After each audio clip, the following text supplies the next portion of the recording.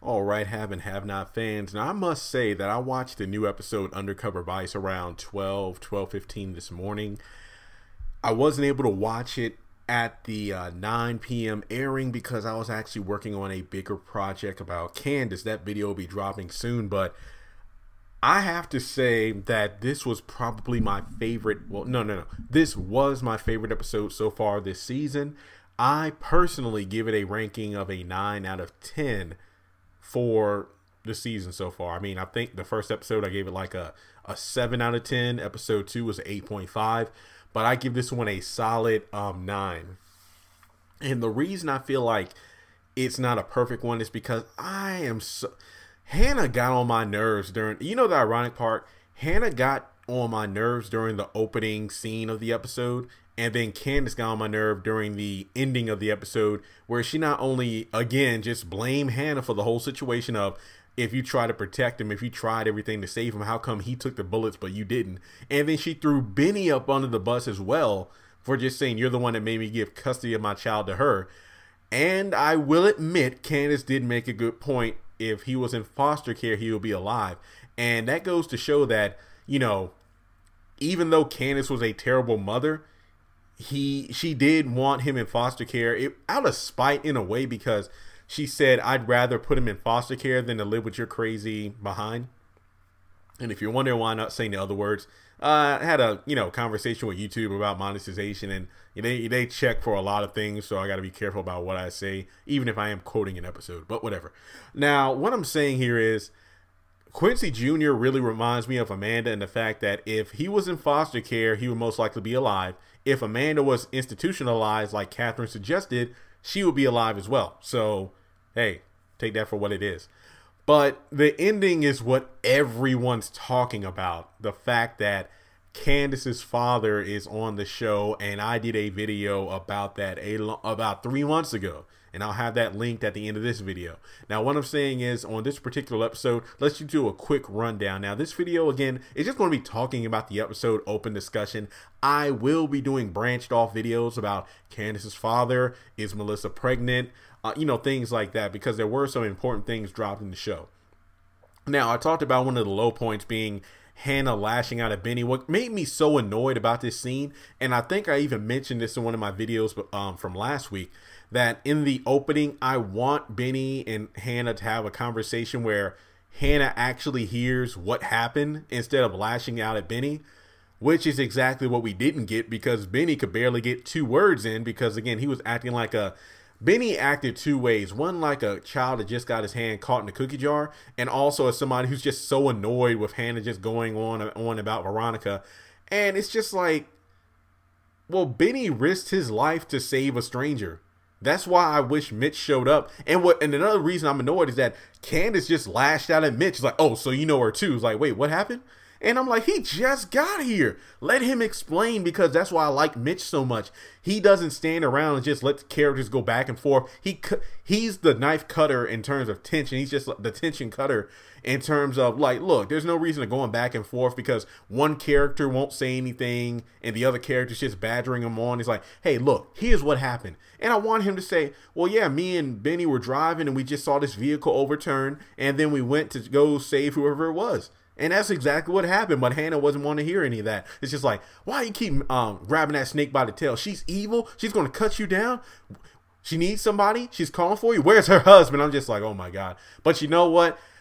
I was annoyed, but again, my mom is kind of the same way, so I can relate to that. I just didn't like that. You know what I mean? So I just didn't like how that scene was written out. But I get it. It's a mixture of Hannah, again, warning Benny multiple times, lashing out because of her anger towards Candace, but also the emotion of, just getting Quincy Jr.'s last items from his pocket. So she took the emotion of that and then brought it to Benny because she saw him in a position she didn't like without knowing all the details. And as Benny said, like, look, me and Mitch were driving and we just saw what happened, so we tried to help out. She didn't believe him. So I feel like Hannah's interaction with like Benny in that situation was as annoying as Brad not believing Alex and if loving you is wrong when she says, look, I didn't go speak to Randall, which is going to be continued tonight, but whatever. All right. So let's talk about let's talk about the rest of the episode here. Now, in my opinion, I remember doing a live stream and people were telling me how the DA is their least favorite character.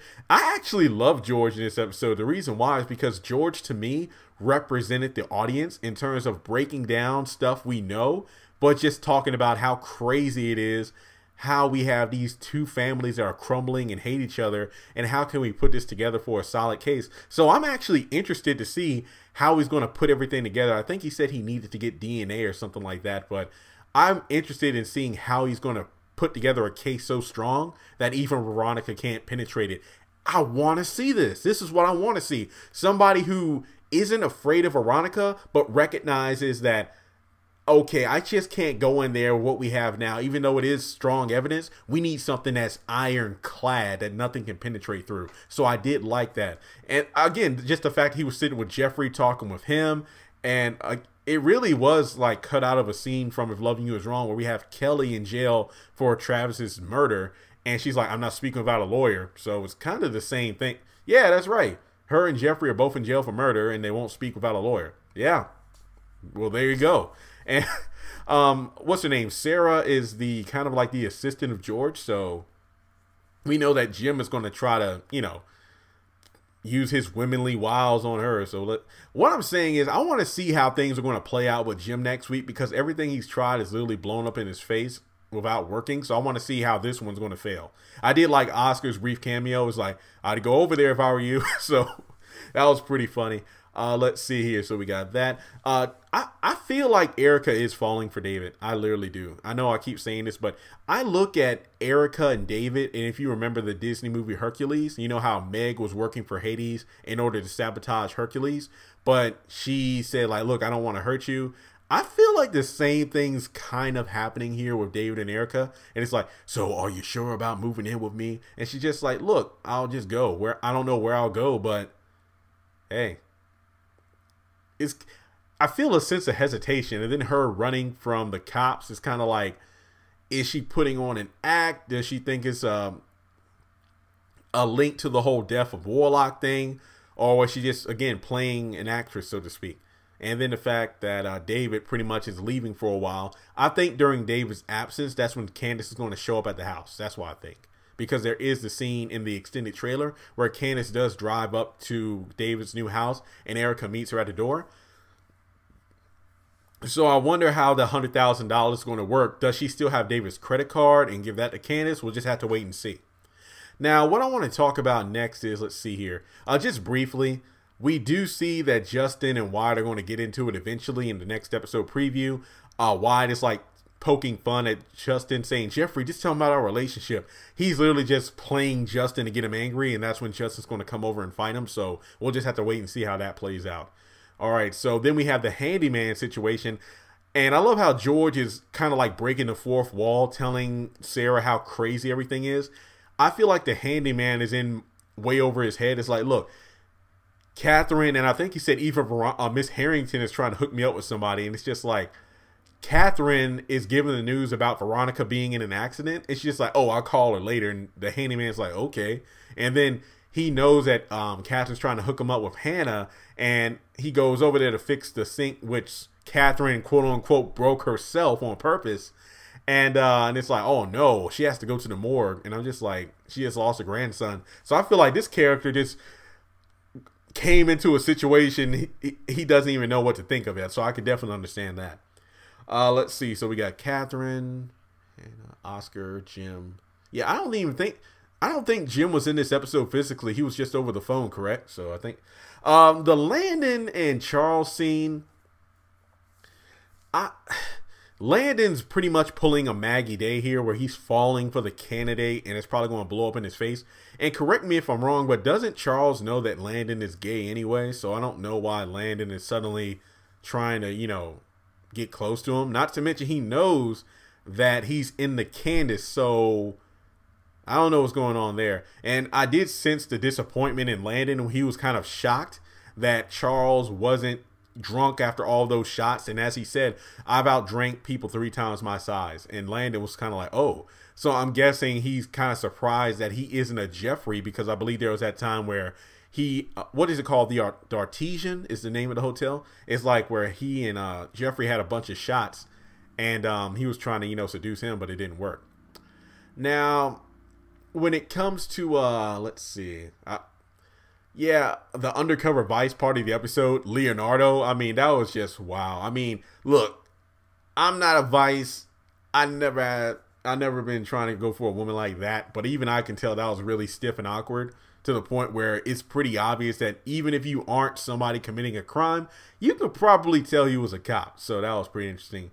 And then we have the new girl sitting at the bar, and Rocky points her out. And Candace is going to create this new house rule. So pretty much she's going to be like the head honcho or the head pimpette of this hotel. And I think that's going to blow up in her face. So we'll just have to wait and see what happens with that.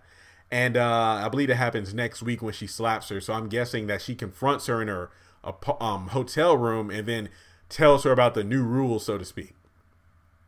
And then we get to the point where Mystery Man shows up to the bar to talk with Candace, and then she wants his credit card.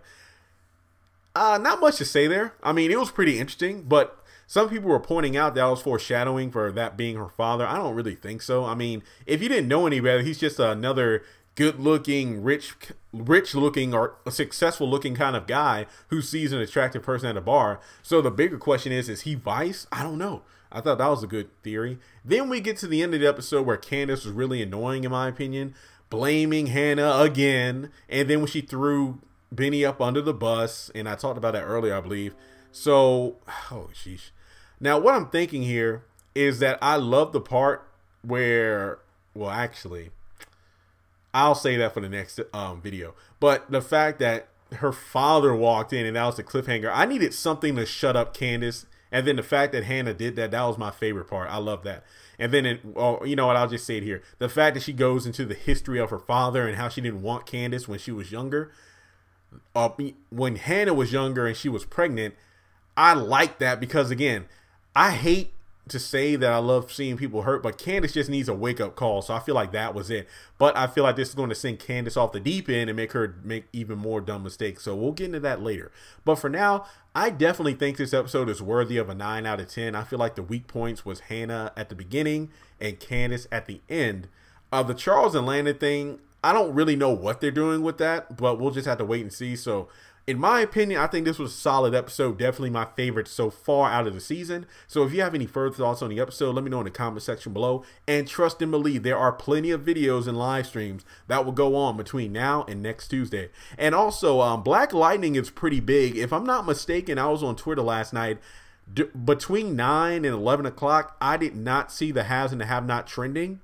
Because I saw like The Flash, I saw This Is Us, I saw Black Lightning. So if you'd like me to do videos on, you know, Black Lightning, because again, China and McClane, who plays Jasmine on House of Pain and The Pains, is in that show. So, hey, if you want me to do videos, just let me know.